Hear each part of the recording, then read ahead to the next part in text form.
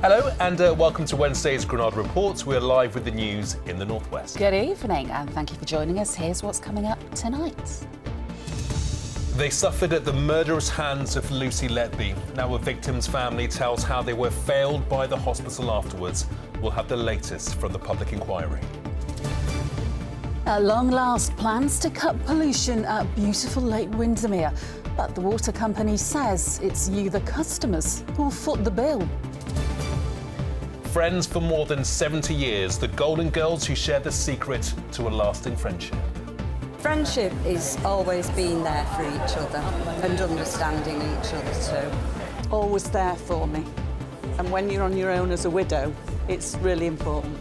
And there was great visibility last night for viewing the supermoon. Should be pretty good again tonight. I'll have all the weather details later on in the programme.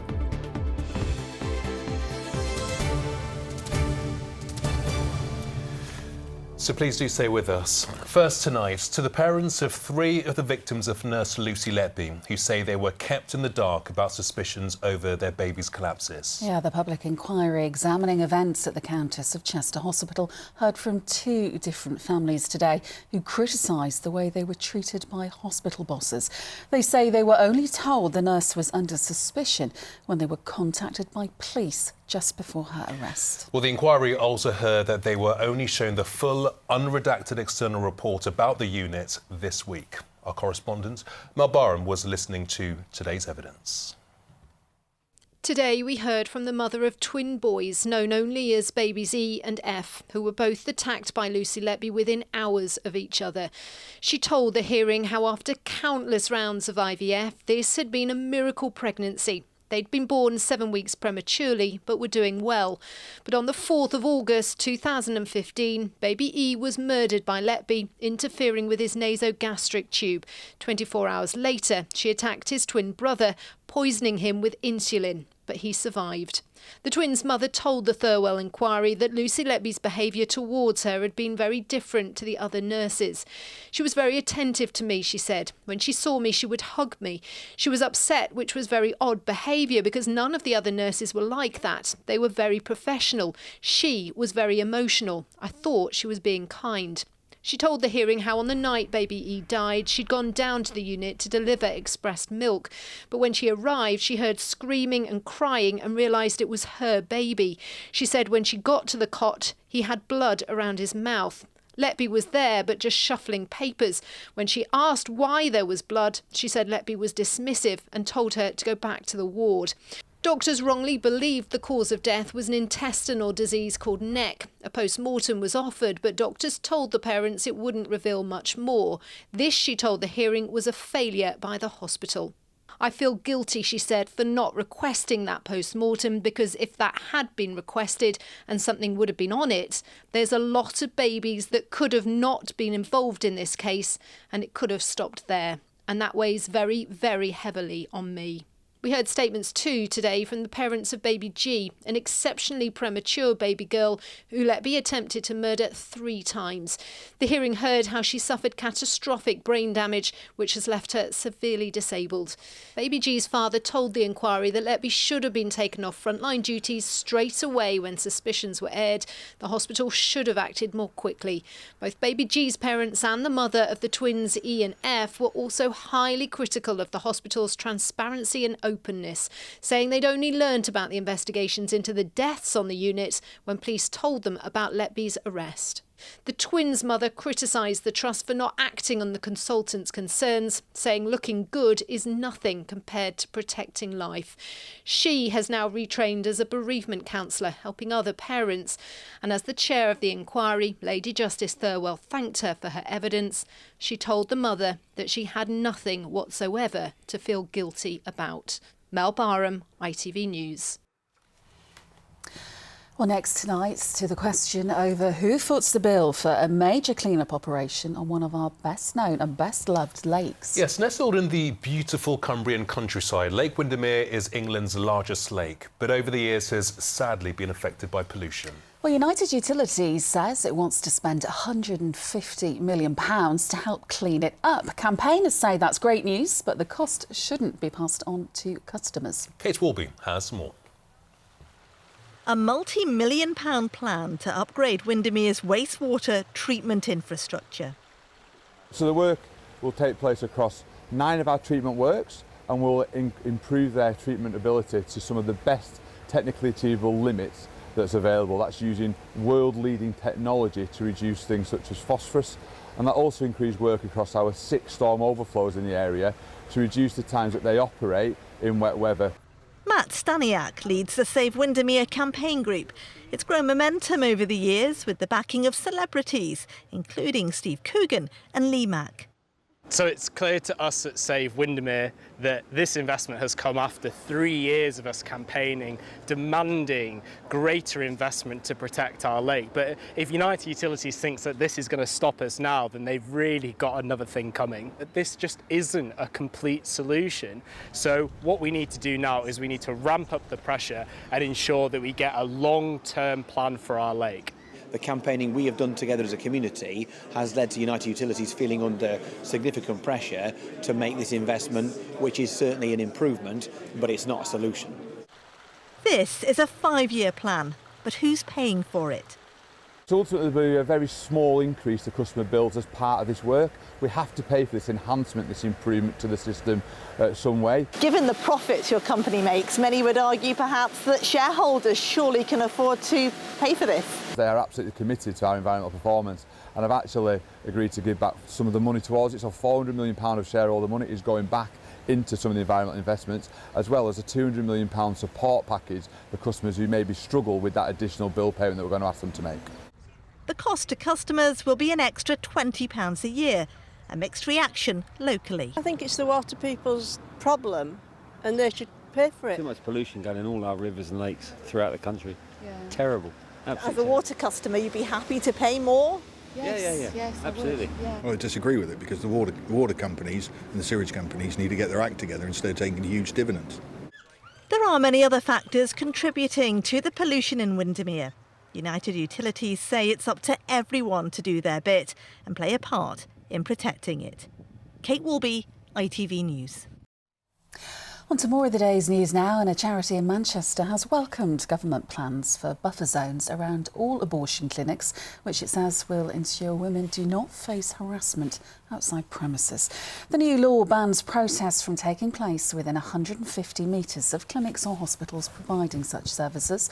It follows a campaign by clinic staff at Mary Stopes in Fallowfield, which had been the scene of demonstrations. Patients who are accessing our services, and that includes people coming in for vasectomies, people coming in for contraception appointments, and obviously people coming in for abortions. They'll be able to access our clinics free from kind of intimidation, free from judgment, and free from what we would call harassment. Former Liverpool and Everton stars have kicked off a Veterans 24-hour football marathon to raise funds for the victims of the Southport knife attack. Starting this morning, teams will play through the night at the Dunes Leisure Centre. They're raising funds for the schools where Elsie, Bibi and Alice, who died in the attack, attended. The Veterans team said they wanted to show the Southport community stands together. To come down from the football club to represent the football club in a community charity event, which I think's right. You know, if we can help in any way, shape or form, we'll do that. And you know, this is a great charity for the schools of those 3 girls, and I'm pleased to be here and play my part. Yes, so do support them if you're in Southport, because that is going to be a very long night playing football, yeah. I would imagine. Right, here's what's still to come on the ITV Evening News at 6:30 with Mary. Coming up on the ITV Evening News, the world reacts. The fallout from the pager attacks that killed at least 12 people in the Middle East. Here, when is a pint not a pint? Why scientists are urging pubs to reduce the size of our beer glasses. And the incredible life-saving work by a British neurosurgeon to separate 2 baby sisters. Do join me for those stories and more at 6:30. Yeah, that last story in the Evening News is absolutely remarkable. Definitely one to watch. Incredible. Yeah. Yeah, OK. Now to the next of our amazing fundraisers hoping to be crowned Granada Report's Pride of Britain Regional Fundraiser of the Year. Yeah, Laura Hughes from Formby set up campaign charity No Knife Crime in 2019 to mark what would have been her brother's 40th birthday.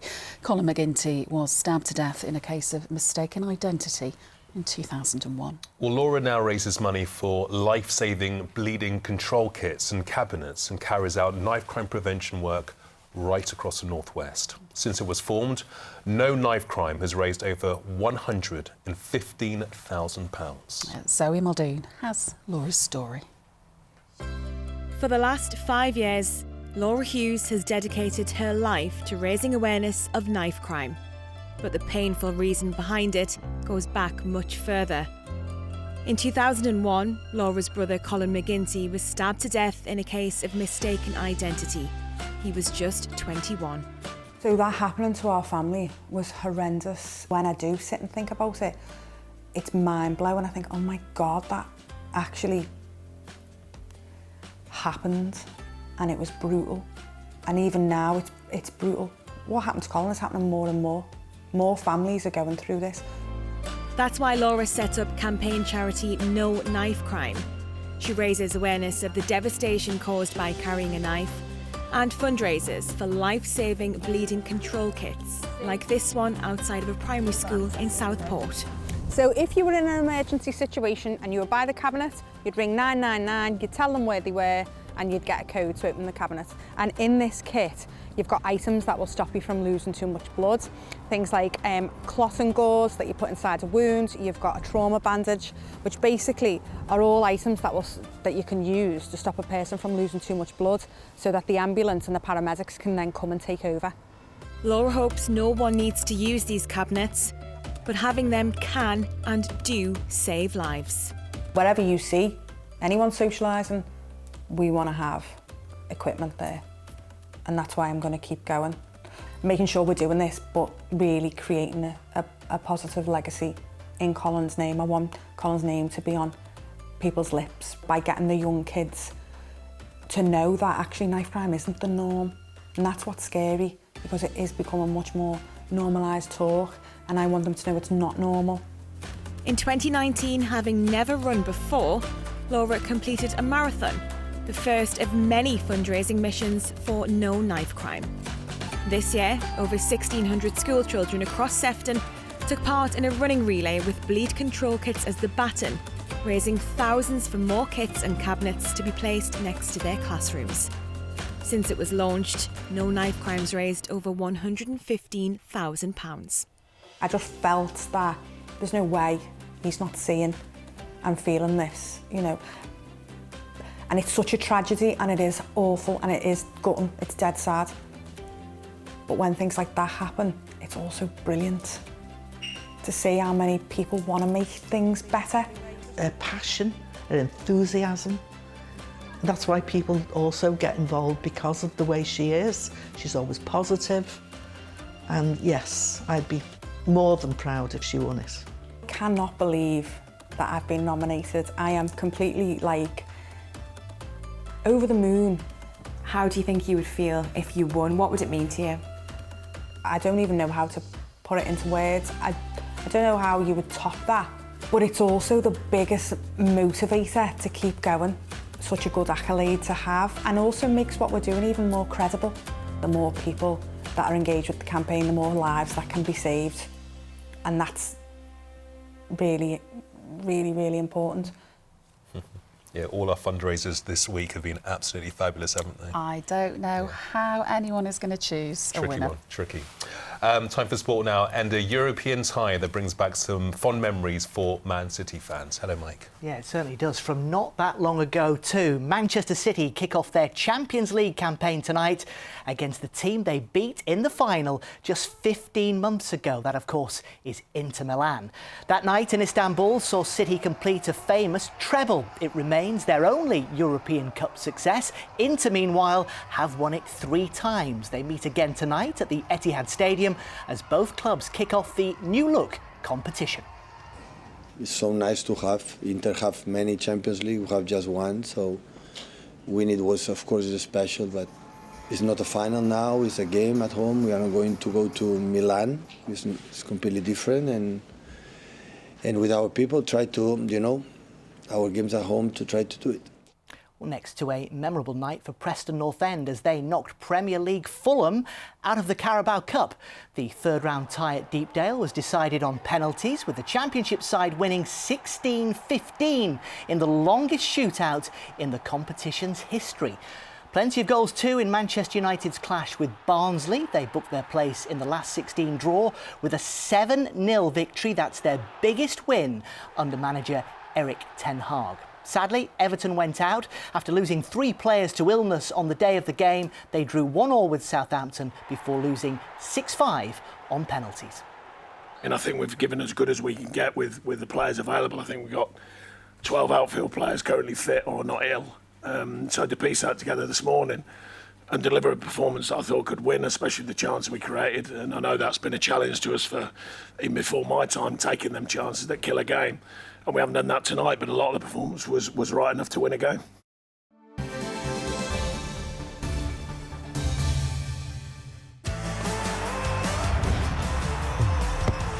Getting that winning feeling. FOW, sponsors of the Granada Sport Report.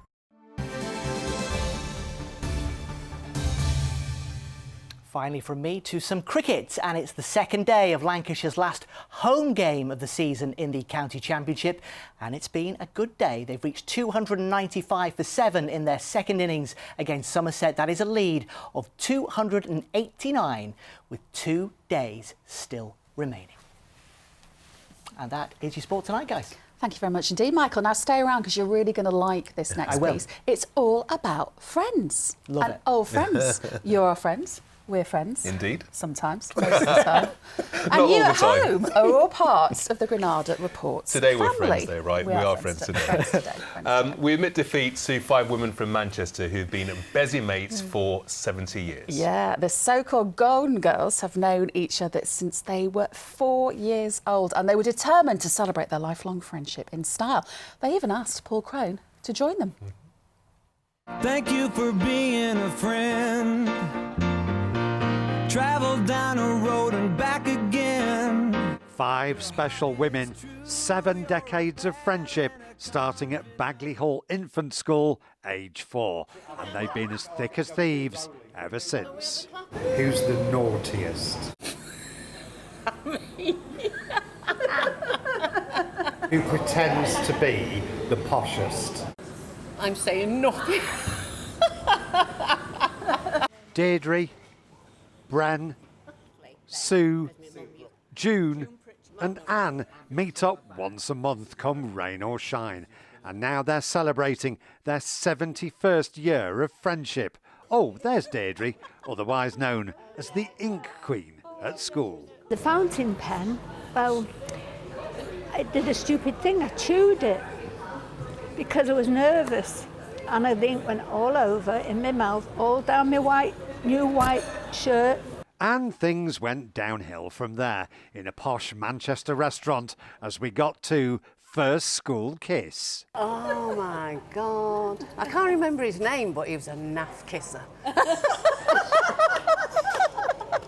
So these are my best friends who I've known for over 50 years, but the big question is how well do the girls know each other?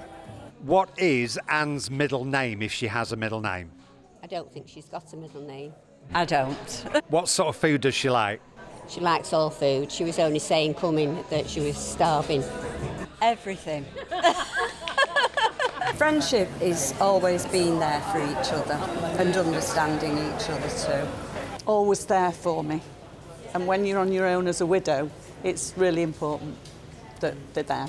But they have been for even, for years, so. When we sort out where we're going to go and we get together, no matter how many weeks or months in between, we always have fun and we're always laughing. At the 40th reunion, I remember the lads and that saying, oh, June Bessel and Brendy Wardle, the best 2 looking girls in our school. And Anne, she was Miss Valentine. We're here till we die. We'll probably all get buried together.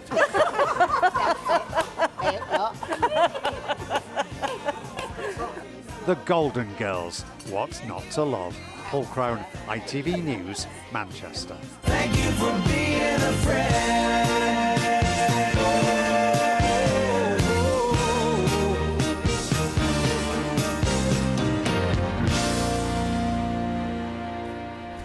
The campaign to find Brenda's first kiss begins, because she says it was naff, but there are two sides to every story. Am I right? Love to find that person. I bet your best friend knows about yours as well, don't they? Let's have a look at the weather. Why do I need a shower? I've been out in the rain. The faster you go, the sooner you'll be out. You'll save water too. United Utilities sponsors ITV Granada weather. Thank you. Very good evening to you. Lots of lovely sunshine around again today, and last night fantastic clear skies for viewing that supermoon. Should be good again tonight. Fine and bright weather to come for all of us over the next few days, with warm spells of sunshine to come. Occasional fog patches, and overnight tonight we'll see those develop on higher ground. High pressure dominates. Temperatures are above average for the time of year, and it's a case of west is best in terms of sunshine as we head through the rest of this week. There's a chance of some showers as we head through the weekend, but the next couple of days offering up lots of dry weather. In the meantime, this evening, long clear spells, especially further west for Irish sea coasts. Out towards the east of the country, there's some low cloud and mistiness developing, and that will just encroach onto the Pennines, the Lakeland Fells and the Peak District before tomorrow morning. In any breaks, rurally, temperatures could dip to around 8 or 9 degrees, so not a particularly chilly night and mostly dry to start the day tomorrow. The sun will be up tomorrow at 6:52. It'll set at 15 minutes past 7 tomorrow evening. A lovely start for western areas tomorrow, and any mistiness, gloominess in the Pennines will lift very quickly, revealing blue skies and plenty of sunshine. A dry afternoon and feeling pleasantly warm. 20, maybe 21 degrees tomorrow, well above average for the time of year, and staying settled as we head through in tomorrow evening.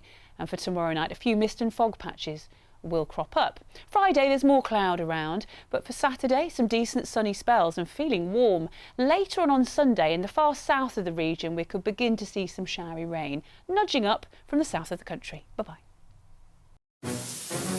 United Utilities sponsors ITV Granada weather.